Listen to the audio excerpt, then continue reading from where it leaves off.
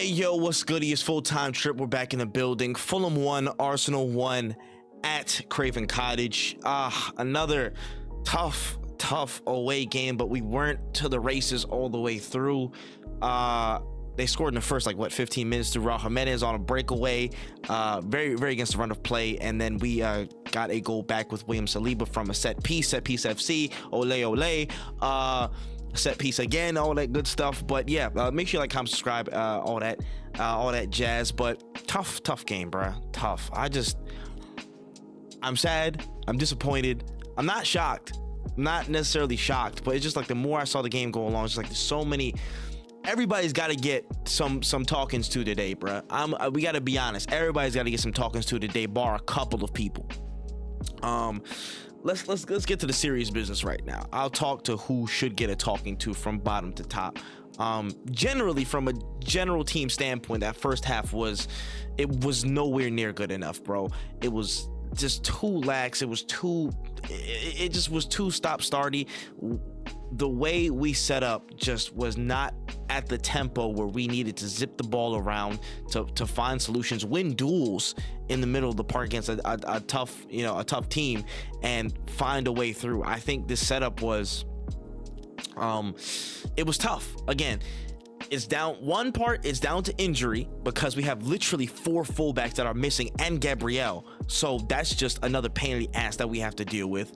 And on top of that, it leads to certain galaxy braining of decisions from Arteta in terms of the setup that doesn't platform players in the best way. Moving Partey out of the midfield, moving Timber on the left back, where he hasn't looked his best all season. He looks functional, but he hasn't been his roaring best at left back. It's right back that was firmly, solidly his. These past few games have proven it without a shadow of a doubt. But they've switched, they've swapped. And then, there's compensation for Kivior, there's compensation for all these other people in it around. But, those certain galaxy braining of decisions has unfortunately put us in spots where we can't be the best version of ourselves against these mid blocks specifically. And it just hurts, bro. It just is a pain in the ass. And it sucks. But that first half just wasn't good enough. Again, just the lack of zip in the pass. Again, getting on the ball, getting things around there, but not enough endeavor in certain spaces. Again, it's hard to even carry the ball, so I can't even say that. But again, the ball's over the top, the late runs over, or the early runs over the back line to try and get some things. I saw maybe Havertz and Rice did that 2 times in the first half, and that was it. There wasn't really any checking of those or any acknowledgement of those with certain balls in certain situations. So I wished there was better adjustment there. I think there was some good moments from Havertz, moving the ball out or coming to receive the ball away from the central areas and stuff, to kind of add some different questions for the Fulham defense, which opened up some things, but just certain things weren't up to snuff, man. But second half, it was better. Second half, there was improvement. I think the set piece goal opened a lot of things up, and then we saw certain central spaces get wider for people to carry through and get into. I saw a bit more solid runs from people, but at this point, even with those injuries, even with the galaxy braining, there were still enough chances today to put the game away. Partey's header at the far post from wherever the cross came, and he just completely blanked on it. Gabriel Jesus late in the game just doesn't know what a ball even looks like anymore, and just is afraid of that. It's a caveman and fire, just shocked at it at first look, and he doesn't even get near the touch. Martinelli being offside by a whole yard when he sees the ball coming in a settled play, and he does good work to get the ball out of his feet on the cross, but you just got to check to see if you're onside. It's just these little things that at a macro level I'll get to, but in the context of this game, just wasn't enough. We had it was 2 to 0.41 xg or something like that. It wasn't. We had our chances. We did have pockets where we could have made something happen, but just didn't. So general team standpoint, just wasn't good enough, just wasn't up to the pace, wasn't physical enough or inventive enough to ask the proper questions of Fulham defense, who were going to be physical, active, but they were going to lose their legs. Being in that active of a system for 70-80 minutes is going to wear them down, and eventually it did. And we didn't capitalize due to just, again, the silliness of not being onside in certain things. But just wasn't enough. Just wasn't enough. That first half was very, very telling. And now just to look at the team, people got to stand up, bruh. Like, I mean, individuals in this team, we got to call spade a spade about certain things, man. The mistake, I can't fault Kiwior all the way, because again, it's just maybe it's the ceiling of how his output for skill, I don't know, but him in wide space and trying to defend wide spaces is not good enough. It just wasn't there. The goal literally was a carbon copy of how Salah equalized against us at the Emirates. That it was literally like for like, one ball over the top. He doesn't know how to judge the run. Somebody else has to come from a central area to overcompensate, or the opposite area to overcompensate. In the Liverpool game, it was Ben White, and in this game it was Saliba, and then it just opens up whatever goal happens. It's down to, you know, the player's ball striking, and Raul Mendes wasn't gonna, you know, half-ass an effort from there. So that creates the goal, and it's just the lack of, I just see the lack of reading, the lack of proper reading in those little moments there with a ball over the top, and I think he's not confident in his ability to run after somebody, so he had to adjust his path, and he was already behind it. Now he's just jogging away from it. It's just bad reading those wide spaces. He has to have somebody very, very much next to him, which I understand the Timber shout, but you know, it's detracting so much from one side or the other.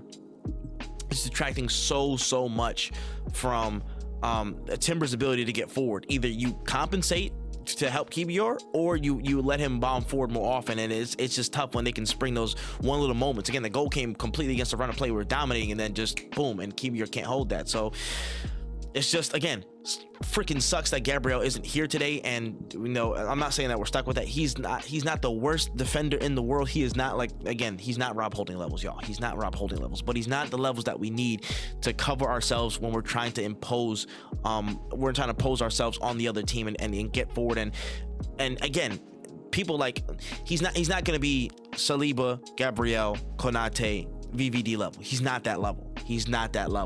That's just how it is. On another moment, I think, not injuries, but Odegaard in this game today wasn't anonymous, but he was rendered ineffective in a lot of these physical games, and where he has, again, zip in his pass, the rest of the team necessarily can't mesh and gel with that when it's so disjointed, and the block is so concentrated in the middle of the field. He tries to float around, get some other options, and tries to do certain things, but he just gets bullied out the game a little bit. You know what I'm saying? I don't think he maybe won one duel out of like 6 or 7. Lost possession a couple of times, and it just wasn't the game for him. He's not suited to these physical games where the space is clogged up so much, and him trying to, you know, find a solution and tinker around, all that does is, you know, he's trying to float away from the areas where he usually links up.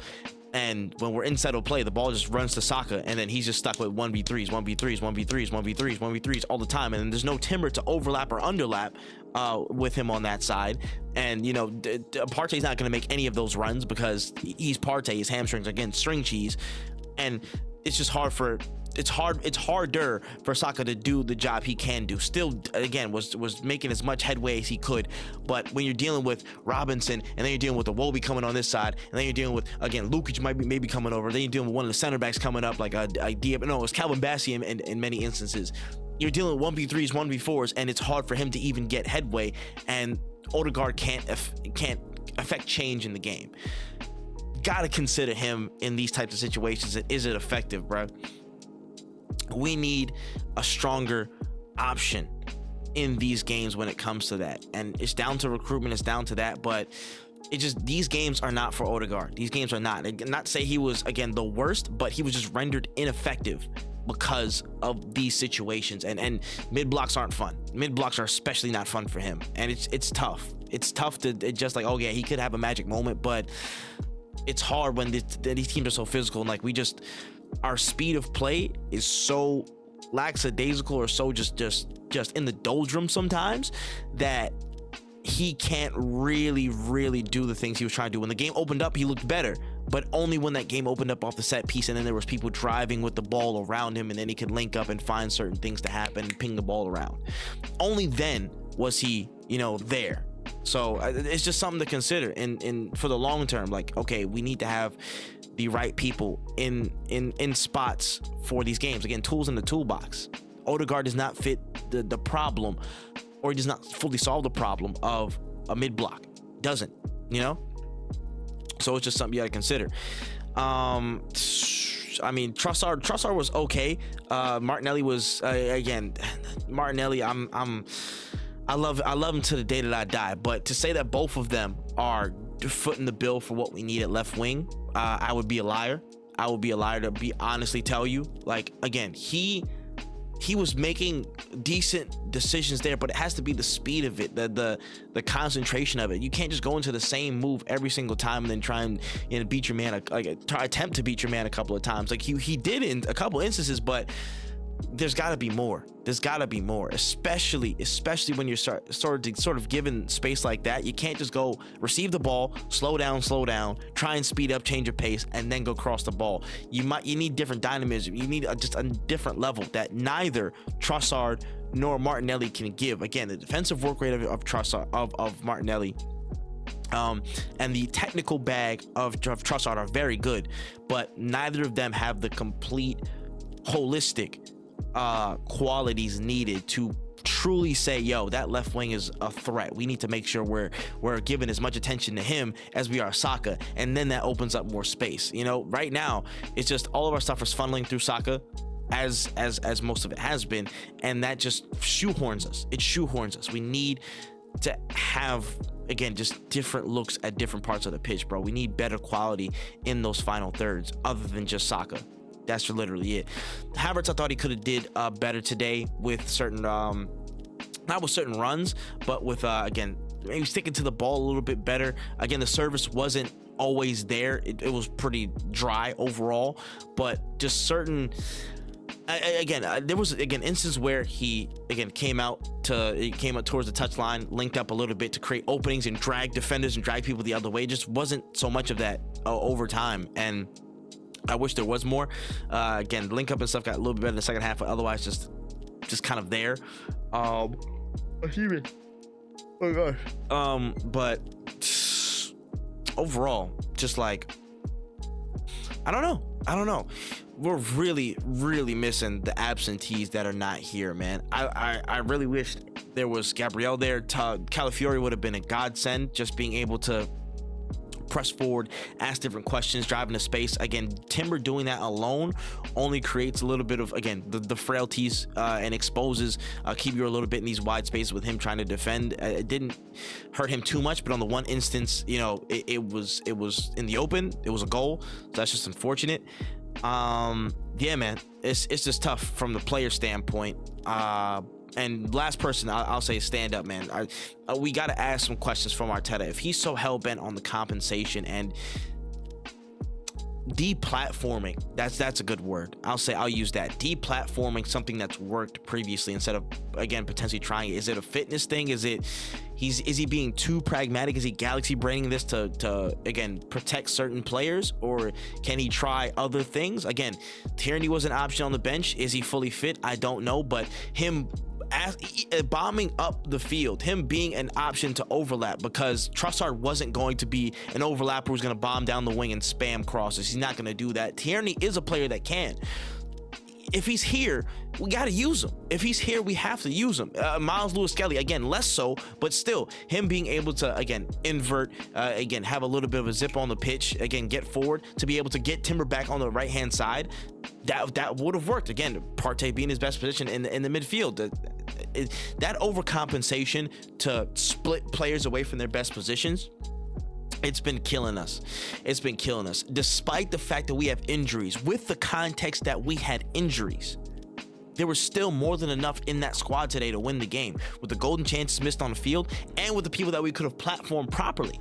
I think that's a real thing, like having a proper go at it and giving people the chance and giving people a different look, man. I think I'm not saying, okay, I'm not saying at the start that would have been okay, cool. But if you're seeing something go down and where there's over lines on one side, Tierney would have been a big change today. Getting Jorginho out, putting Partey back in the midfield, and swapping somebody back in, getting Marino in earlier, because I think he won a lot of second balls and was very good today. I don't know if I don't know if these things are fitness. I don't know if these things are him being pragmatic. Right now, I'm assuming it's 60-40 pragmatism. That's what I'm assuming right there. But in these games where there has to be that little piece more, that little extra dimension, that little extra solution, the only person that really has it in attack is Saka, and it's just not good enough. Big 2 points dropped, and I mean, how do we contend? How do we sit there and keep fighting in this way if we're losing points here at places where we have more than enough to beat them? I don't know. We got to keep fighting. We have to find solutions to these injuries, even if they're temporary, even if they're one-offs. We have to find ways. I'm still putting down the biggest, thing wrenching our plans right now is every fullback, every defender is like damn near injured. Almost bar Saliba and a couple others. Again, Ben White, Tomiyasu, Gabriel, Calafiori, Zinchenko also forgot today, who would have been a big help between the lines with, again, strong zippy passes to keep tempo.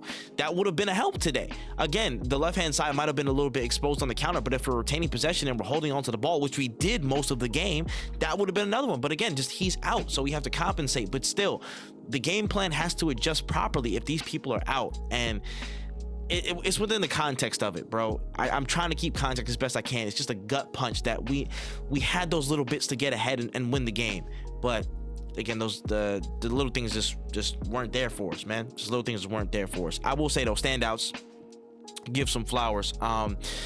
Needed people to understand though, this is Saka's team. Don't get it twisted. I love Odegaard. I missed him. We needed him for our creative output. We need him in this team. He's a big metronome. He is the mind of this team, but the heart and soul, the drive, the things that get us over the line in big moments. Not the start, but the finishers, the things that get us through. Saka is the heart and soul of that. He's the most important person in this team, and I'll fight for that. Honestly, I really do believe that. And it's the fact that we haven't seen extended periods of where he's been unavailable that have really exposed how potentially weak this attack can be. You know what I'm saying? Saka has provided so much of a focus for oppositions to consider that other people can get platformed and other people can get chances, and we haven't fully capitalized on that sometimes. And still he finds ways and finds solutions to get on the ball, get through. Just keep something up, keep something going. And I need people to understand that he's the most important person in this team. He is, bar none. I am so sorry, bar none. He is the most important player, because when it's time to get over that line, he's going to be the first one to step up and take charge. He's the first one to say, yo, I'm going to take this game by the scruff of the neck, or at least try to. So there's that. Outside of that, listen, Declan Rice, I'm not going to forget this game. You were absolutely fantastic. Again, the tracking, today the standout thing for me with him was his not willingness, but just like penchant, like, yo, desire, give me the ball, I'm gonna try and run with it into these spaces, I'm gonna try and figure out these passes. He was all over the place. Again, stopping attacks, starting attacks from our side, and just making things happen, trying to ping passes and stuff, and just do the things that are really required to get out of such a physical game like this with all 3 points. And again, one of the 2 people I saw trying to make runs through that back line with balls over the top, which I think he got to. I think he did like a first time volley or something like that. I can't remember. Might have been early second half or late first half. I cannot remember, but he was doing what was required of him and more to win this game. Absolutely deserves some plaudits. And William Saliba, again, what more do you want from him, man? Just composure in the back line, absolute zip and purpose with his passing, and in the box, he's going to be a threat. Another set piece goal that he scored and bailed us out. We could have potentially lost the game. Just vital to what we do, bro. That's our spine. The spine right there. Again, into Saliba and Gabriel, again, very close together and stuff like that. Raya, Saliba, Rice, Saka. That's the spine. That's the difference. That's the real difference in real important physical tough games like this, and most of our games generally.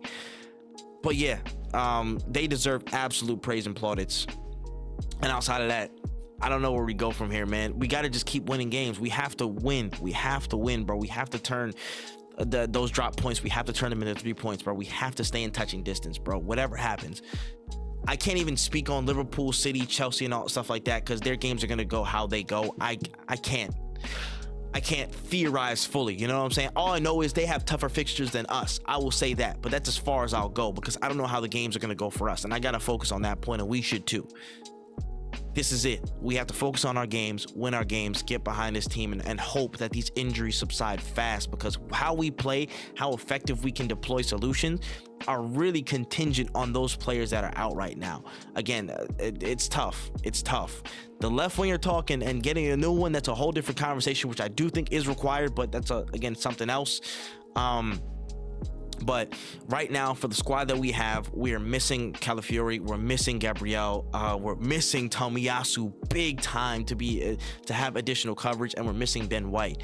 So I hope we can get them back as fast as possible. But for now, it's just disappointing day, man. They got to have a look at themselves and really, really pick up from there because it's not good enough. It's not good enough. Simple as. But let me know what y'all thought in the comments below.